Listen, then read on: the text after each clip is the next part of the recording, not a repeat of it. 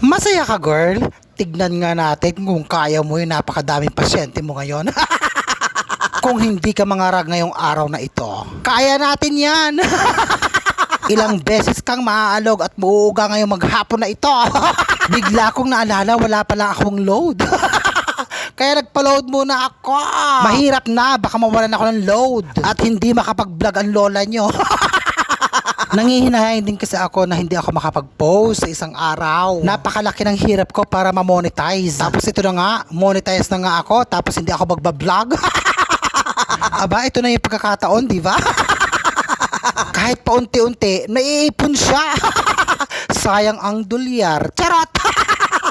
So ayan na nga, nakapagpa-load na ako, lalarga na ang lola nyo at mag-uumpisa na akong rumatsyada. Mahirap na masarap ang buhay ng isang physical therapist. Alam nyo yan mga ka-sister. So nandito na nga ako sa napagkalayo-layong lugar ng pasyente ko. Alas 7 ng umaga nag-uumpisa na ako magpasyente, napakaaga. Ayan nga, binigyan nila ako ng kakanin para daw maibsan ang aking gutom kapag nasa gitna ako ng biyahe. Napakabait nila.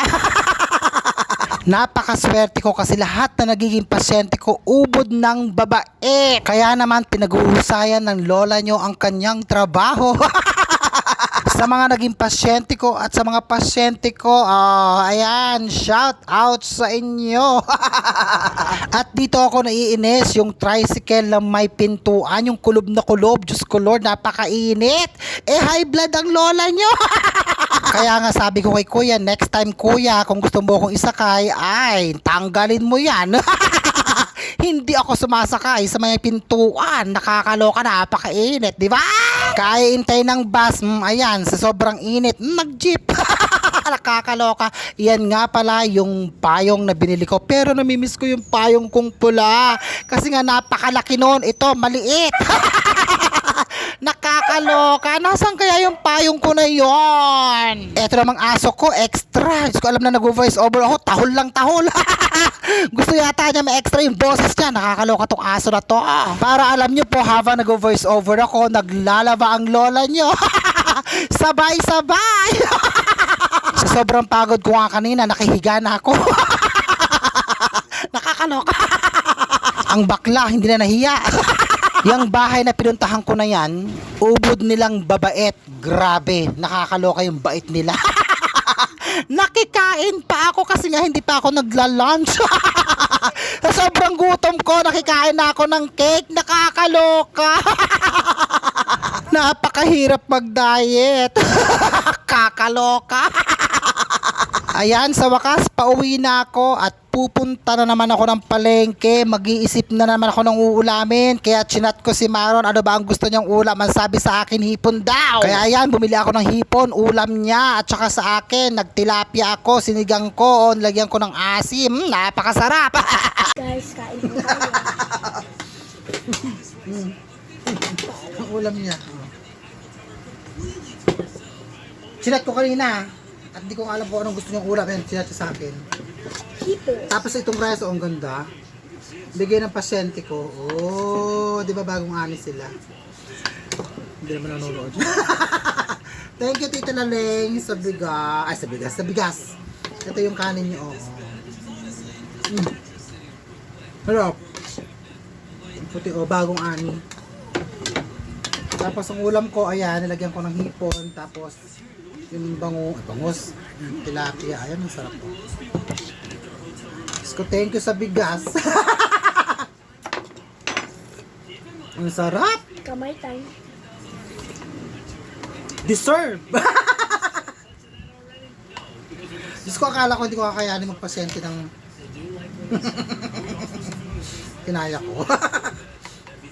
So, hindi ako kumain ng tanghalian. So, ang kinain ko lang yung mga bibigay sa akin ng pasyente kong kakanin at saka yung kasaba. Masarap yung kakanin. Hindi lang yung kinakain ko. Kinakain ko yun habang nasa tricycle ako. Hindi ako kumain ng rice. Tapos dire-diretso yung pagpapasyente ko. Sinubukan ko magpasyente na hindi ako umuwi. Yung gano'n. Yung dire-diretso. Okay naman.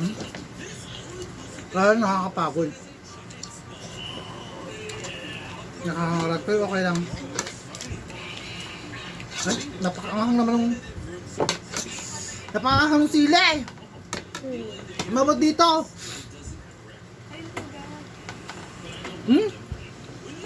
Anghang! Anghap!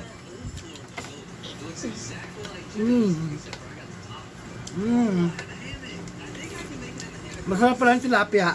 Lalagyan ng... Sinigang na tilapia, lalagyan ng pusit. Ay, pusit pala yun. Hipon, sarap. Oh. Ay, apo, nagimas. Ay, nako. Dumating na yung aking kuryente. Napakalaki, Diyos ko Lord. Yung kuryente natin, anak. 1.8. 1.8? Oo.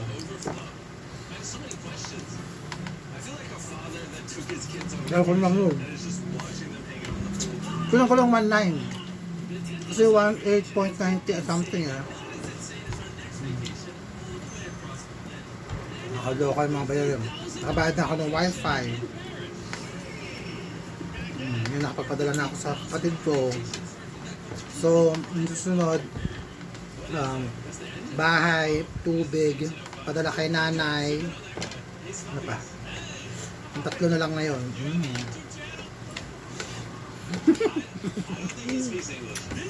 Harap. Nakakalimutan ko nagbablog kami. Subo ako ng subo. Gusto nagbablog pala tayo. Akala ko hindi. Gusto kong lumalabas sa pagka-natural. Nakaloka. Gutom ako. Butsi pa sabi ko kayo na, pinakain ako ng cake. Yun. Marap. Hindi. Hindi naman madalas to. Madalas naman. Diba? Ang masama yung madalas. Ma-high blood ka, pero pag bihira, petit. Ako, ha? Makakalaan tayo. Yan, mabay na tayo. Nakakalimutan ko, nagbablog pala ako. Subo ko ng subo. Bye-bye, guys. Bye-bye.